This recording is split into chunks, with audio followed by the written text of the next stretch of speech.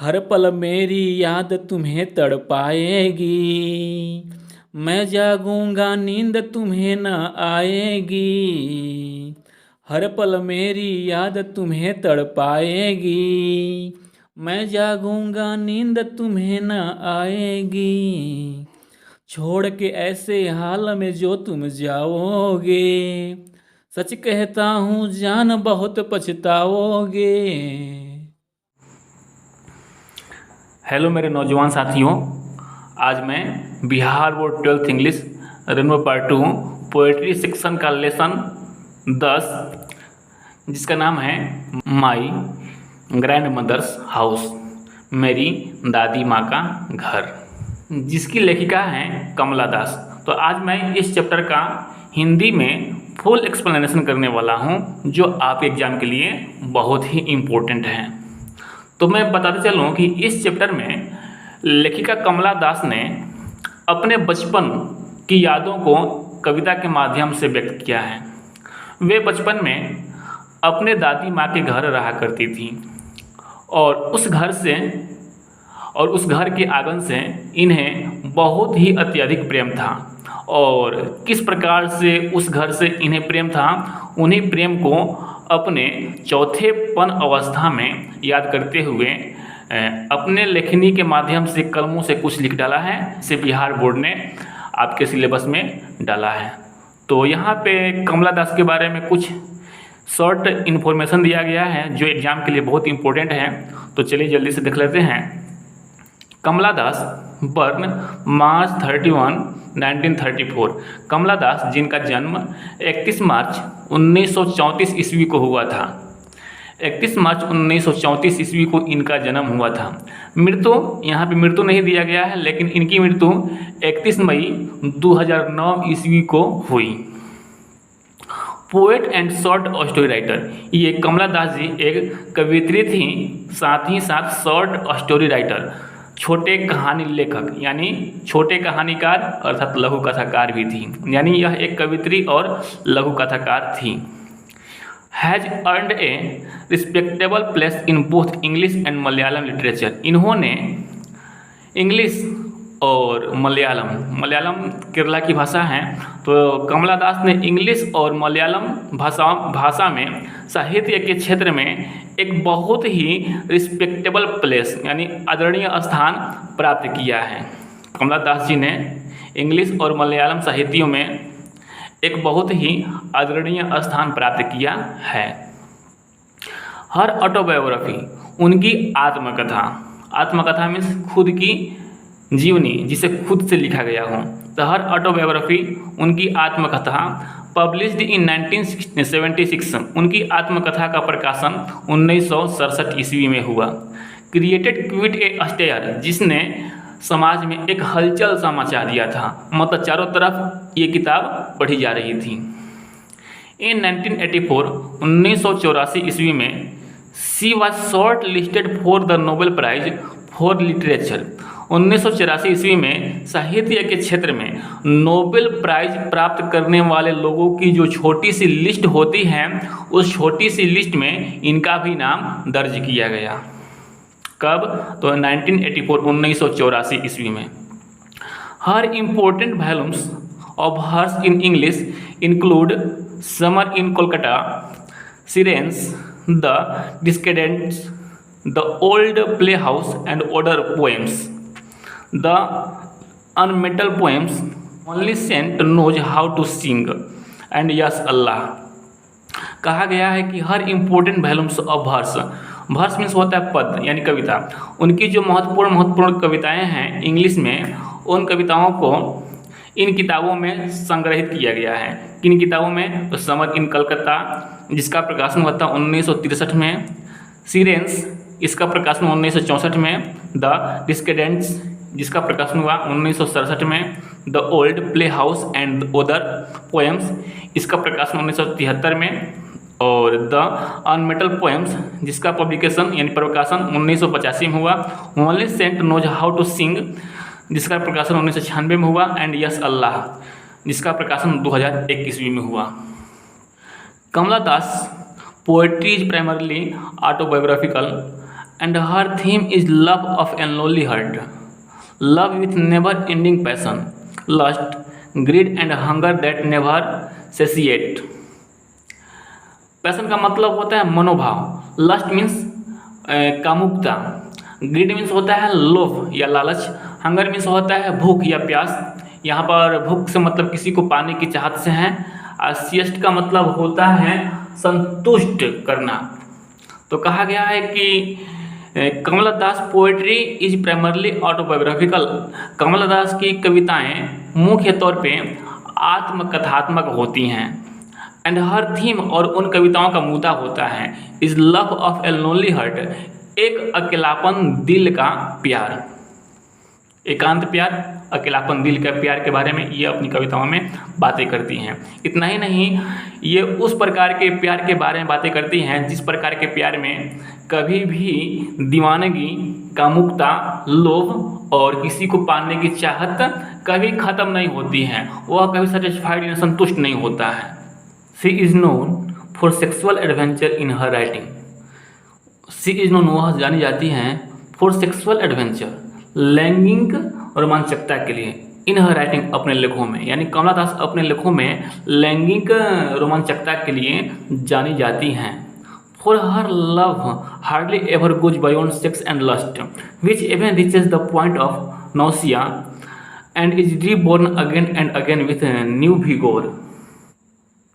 उनके अनुसार प्यार बड़ी मुश्किल से कभी शारीरिक सुख से ऊपर पहुंचता है तथा काम वासना ऐसी हैं जो घृणित चरम सीमा तक पहुंच जाती हैं तथा बार बार नए जोश के साथ उत्पन्न होती हैं। Kamala Das reveals a commendable mastery of phrase and control over rhythm. Kamala Das व्यक्त करती हैं, प्रस्तुत करती हैं commendable mastery of phrase and control over rhythm. Phrase मतलब मुहावरा और रिदम मतलब लय। लय और मुहावरों के ऊपर एक स्वामित्व की तरह वे अपनी कविताओं को व्यक्त करती हैं। मतलब लयात्मक तरीके से और मुहावरेदार तरीके से वे कविताएं लिखती हैं।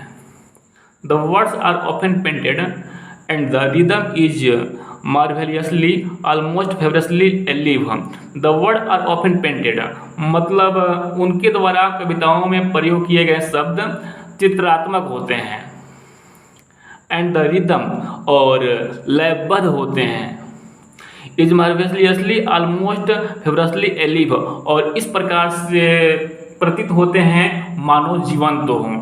मतलब उनके द्वारा कविताओं में प्रयोग किए गए शब्द एक जीवंत रचना के तहत चित्रात्मक होते हैं। मतलब पढ़ने के बाद दिमाग के अंदर एक फिगर जैसा, एक चित्र जैसा महसूस होता है।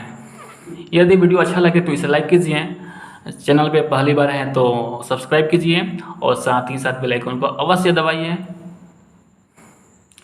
तो चलिए आते हैं पोएम पे। इस कविता के बारे में मैंने पहले ही बता दिया कि इस कविता की लेखिका कमला दास अपने दादी माँ और अपने दादी माँ के घर को याद कर रही हैं, जहाँ पर बचपन में इन्हें बहुत सारा प्यार मिला था, लेकिन इनकी दादी माँ अब जीवित नहीं है। जब जीवित नहीं है तो उस घर में रहने वाला कोई नहीं है, और जब किसी घर में कोई नहीं रहेगा तो जाहिर सी बात है उस घर में कीड़े मकोड़े, सांप आ ही जाएंगे। तो देखिए इन बातों को लेखिका कैसे व्यक्त करती हैं, और हम चाहेंगे कि थोड़ा सा इस कविता को पढ़ने से पहले आप भी एक बार अपने दादी माँ या नानी को याद कीजिए, जहाँ पर आपको भी बहुत सारा प्यार मिला होगा। तो चलिए शुरू करते हैं। There is a house now far away where once I received love. There is a house, एक घर है, नाउ फार अवे, जो बहुत दूर है, वेयर वंस, जहाँ कभी, आई रिसीव्ड लव, मैंने प्यार पाया। एक घर है जो आज मुझसे बहुत दूर है, जहाँ पर मैंने कभी प्यार पाया था। दैट वुमन डाइड, वह महिला, वह औरत मर चुकी है, अब नहीं है। तो वह महिला कोई और नहीं है बल्कि वह महिला लेखिका की यानी कमला दास की दादी माँ है। तो लेखिका कमला दास अपने दादी माँ को याद करते हुए कहती है कि एक घर है जो आज मुझसे बहुत दूर है, जहाँ पर मैंने कभी बहुत सारा प्यार पाया था और मेरी दादी माँ आज नहीं है। The house withdrew into silence, a snake moved among books. वह घर जिस घर में मुझे बहुत सारा प्यार मिला, विथड्रू इनटू साइलेंस, एकदम सन्नाटे में परिवर्तित हो चुका है। विथड्रू का मतलब होता है परिवर्तित हो जाना, बदल जाना। साइलेंस मीन्स चुप्पी या सन्नाटा। तो वह घर जहाँ पर मैंने बहुत सारा प्यार पाया, वह घर अब सन्नाटे में बदल चुका है। अ स्नैक मूव्ड अमॉन्ग बुक्स, सांप आ चुके हैं किताबों के बीच, यानी अब किताबों के बीच में सांप घूम रहे हैं।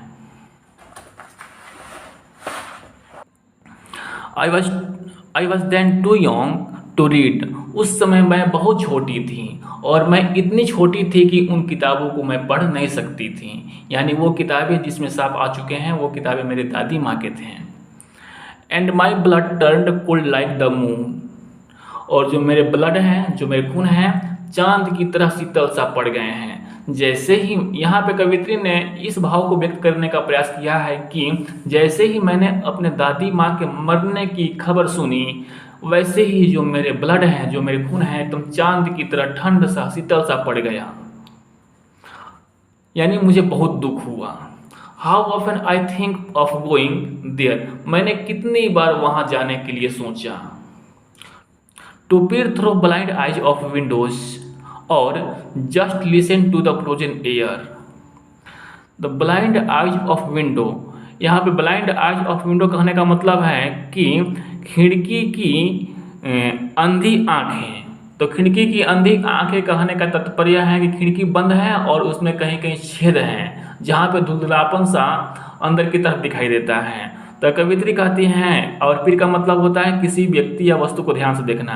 तो कवित्री कहती हैं कि मैं कितनी बार सोची कि वहाँ जाऊँ और उस बंद खिड़की के छिद्रों से उस मकान के अंदर देखूं और वहाँ पे जो ठंडी हवाएं हैं, फ्रोजन एयर, जहाँ जो ठंडी हवाएं हैं, उन ठंडी हवाओं को सूनूं। और in wild despair pick an armful of darkness to bring it here to lie behind my bedroom's door like a brooding dog. Despair का मतलब होता है हताश हो जाना, निराश हो जाना।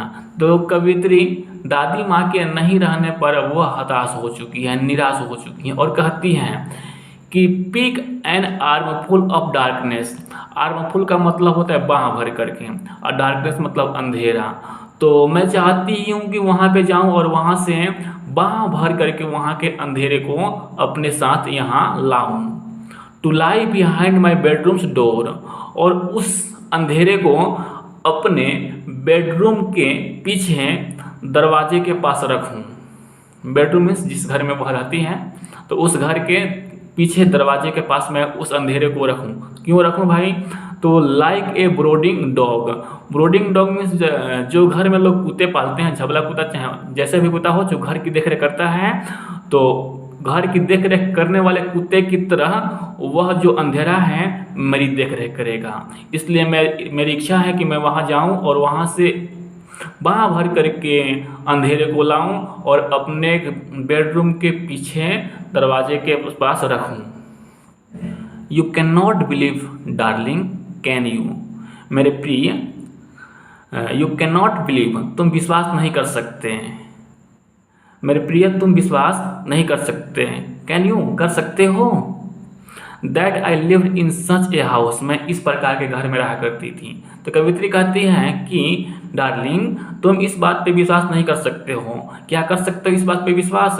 कि मैं उस घर में रहा करती थी। एंड वॉज प्राउड, और उस घर पे मुझे प्राउड था, गर्व था। एंड लव्ड, और उस घर से मुझे प्यार था। I who have lost my way, और आज मैंने अपने इस पथ को, अपने इस रास्ते को खो दिया। मतलब मैंने उस मकान को खो दिया जहाँ पर मैंने बचपन में बहुत सारा प्यार पाया था। And beg now at strangers' doors to receive love. Stranger का मतलब होता है अजनबी, अपरिचित। और मैं उस रास्ते को खो दी, उस अपने दादी माँ के प्यार भरे घर को खो दी, और आज मुझे भीख मांगना पड़ रहा है अजनबियों से दरवाजे जा करके। अजनबियों के दरवाजे जा करके आज मुझे भीख मांगना पड़ रहा है प्यार का। At least in a small change, और यह कितना बदलाव हो गया है। यानी जैसे ही मेरी दादी माँ मरी तो मेरी दादी माँ के चले जाने के बाद यह मेरे जीवन में कितना बड़ा बदलाव हो गया है। तो इसी के साथ यह पोएम समाप्त होता है। यह वीडियो अगर अच्छा लगा हो तो इसे लाइक कीजिएगा ताकि मेरा हौसला और बुलंद होते रहे, और चैनल पर नए हैं तो सब्सक्राइब अवश्य कीजिएगा, साथ ही साथ बेल आइकन को भी अवश्य दबाइएगा। Thanks, take care, bye bye. और आप भी अपनी दादी माँ के घर को एक बार ज़रूर याद कीजिएगा।